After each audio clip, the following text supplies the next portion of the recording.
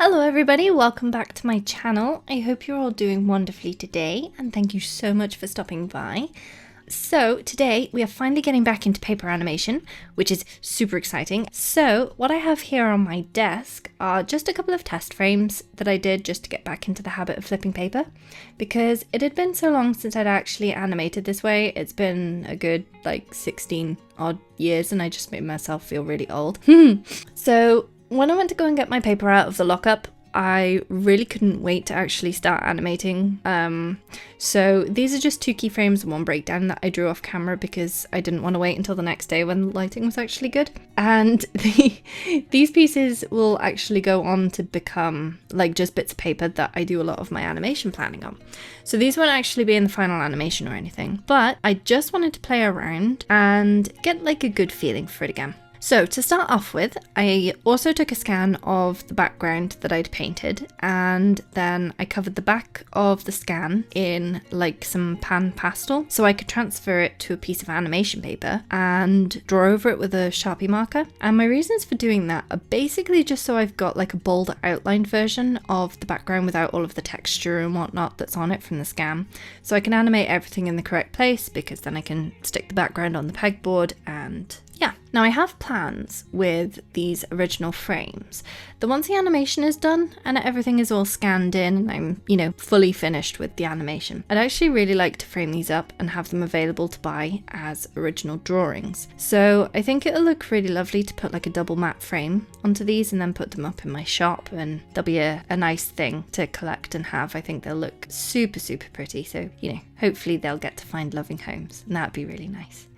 And I also have plans to actually use whatever paper gets cut off these frames, either for bits of animation planning paper or as smaller pieces of animation paper that will go onto the 2 pin peg bar that I've got, so it won't be wasted. And I mentioned that because I happen to have a comment on my social media about why don't I cut the paper in half so there's not all this wasted space, and I just want to explain that here. So it's basically because I need to be able to animate the whole scene within this frame of paper. So I'm basically not trying to do any panning or anything like that manually on the peg bar. It can be done, especially when you have a scene with a lot of camera movement, obviously. But generally for something that just has this static camera view of the whole background, it's easier to just have enough space to animate the whole scene within a single piece of paper, which I hope makes some sense. So I do have a conventional animation desk. So it's one of those big tables that has a perspex disc in the middle and a light on the back that shines through. But I actually lost the little cable that goes into the light, and it's such a strange fitting that I couldn't find a replacement cable. So I went out to see if I could try and find a different kind of light, and I thought, oh, a fish tank light, that'll work. And they start at £70. It's crazy. I remember when they were £15 at most, and I haven't had a fish tank in decades, but still, £70 for a light for a fish tank is crazy. So without the cable, I couldn't get the light to work, which meant I couldn't use my animation desk because I couldn't find a replacement light or cable. But this was actually a good thing because the animation desk is huge and it fills up my whole workspace without giving me much space to work with around it and stuff. So instead I bought a nice little A4 light box from Amazon, which sits instead on my Made in Art desk.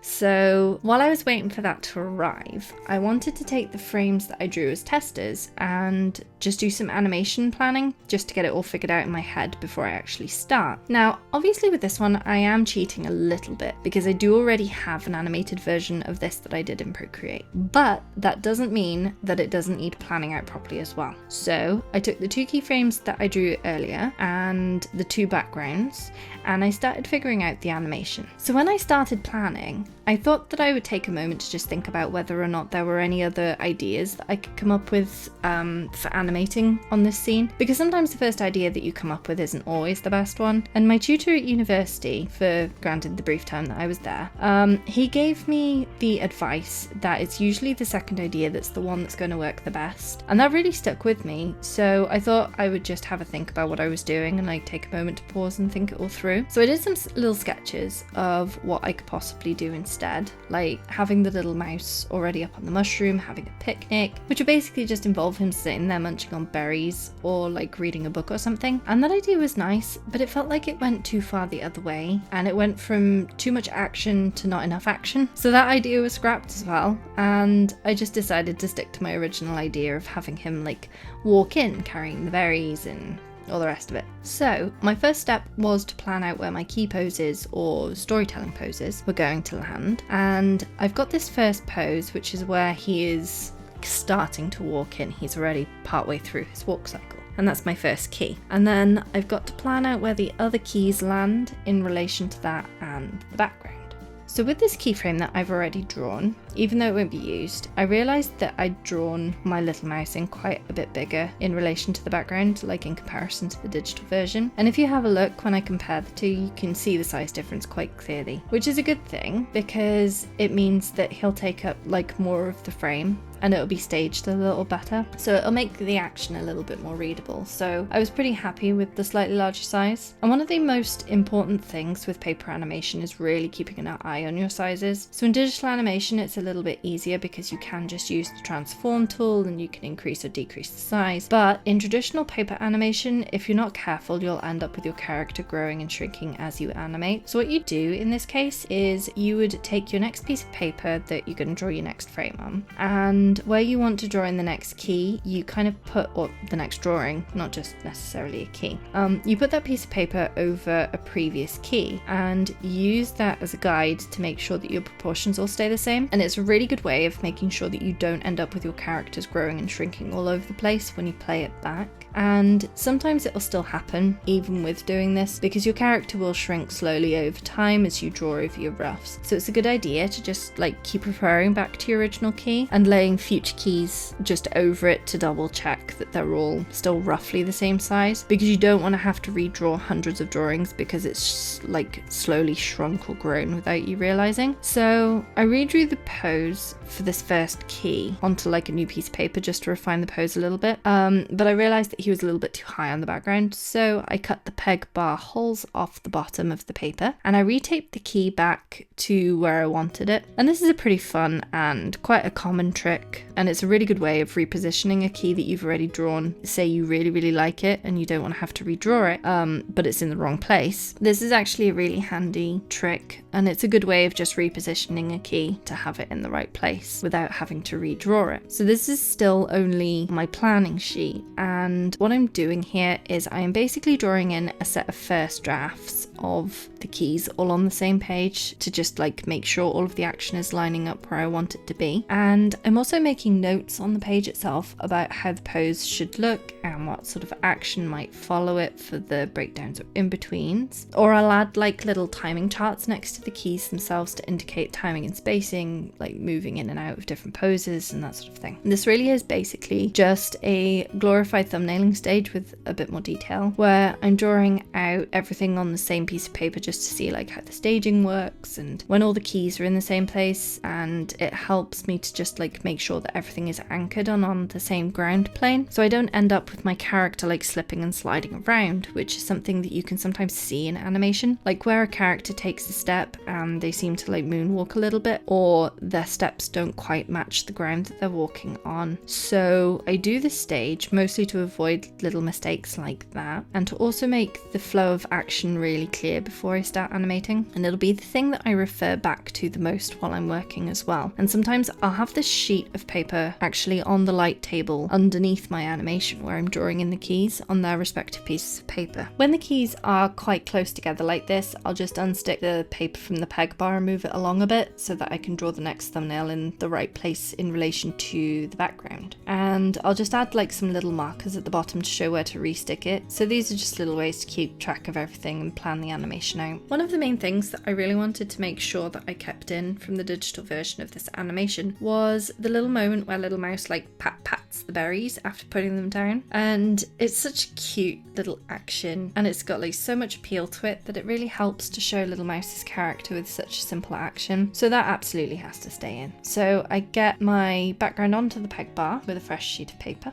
and it's finally time to actually start drawing in the proper keyframe. So instead of tracing it from the other sheet, I prefer to just draw it from scratch. And I find that sometimes, like when I'm tracing over frames on the light box, they can either distort slightly or they won't look as nice as the ones that I draw from scratch. But that's entirely a personal preference. There's nothing wrong at all with drawing over the frames you've already done. But in this case, I wanted to draw the key in because it lets me like really refine that first starting pose. And the first key is always a really important one because it's what starts the animation off. That's pretty much my reasoning for why I like to do it that way. So here you can see that my light table has arrived, and I thought I would just show it to you quickly from like an unboxing kind of point of view. I promise it won't take long.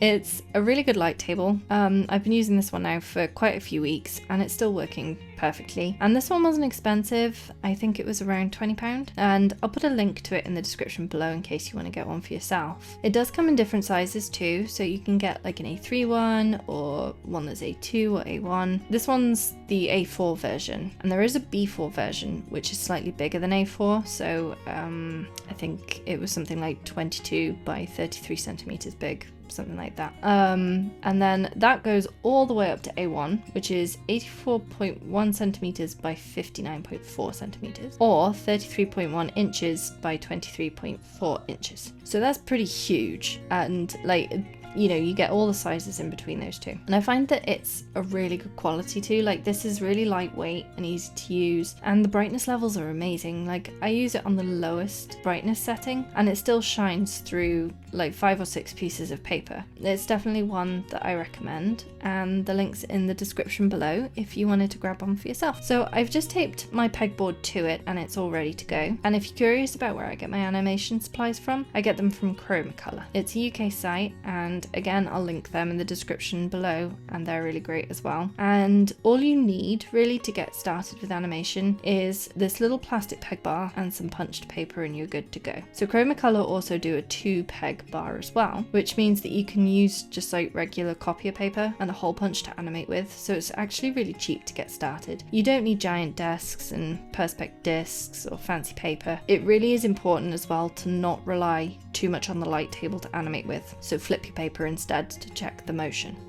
Folks won't necessarily pay attention to wobbly lines, but they really will notice wobbly or janky motion. So always prioritize the motion and the movement over perfect lines. And I guess that goes for digital animation as well. Like, don't rely on onion skinning too much when you're animating, so that's where you can see like frames before and frames after. If you're doing cleanups and inks, then sure, I guess you can use onion skinning to check to make sure it's still looking good and smooth and all, but flipping or scrubbing is better when you're animating.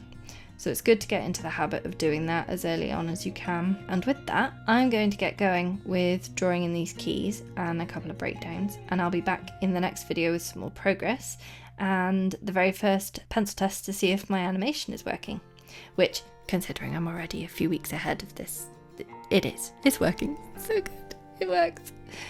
But yeah. So if you've enjoyed this video, please leave a like and subscribe, and apparently there's a bell to ring as well, so you can get notified about when I post a new video. So I post twice a week on Tuesdays and Fridays, and my videos are all about either traditional 2D animation or watercolour painting. I've got some really fun videos planned, including more parts to this animation, so it'll be really great to see you in the next one. And you can also come and find me on Instagram and Threads to see what I'm up to right now. I am Thimbleloft on both of those. So yeah, hopefully I will see you next time. Ciao for now.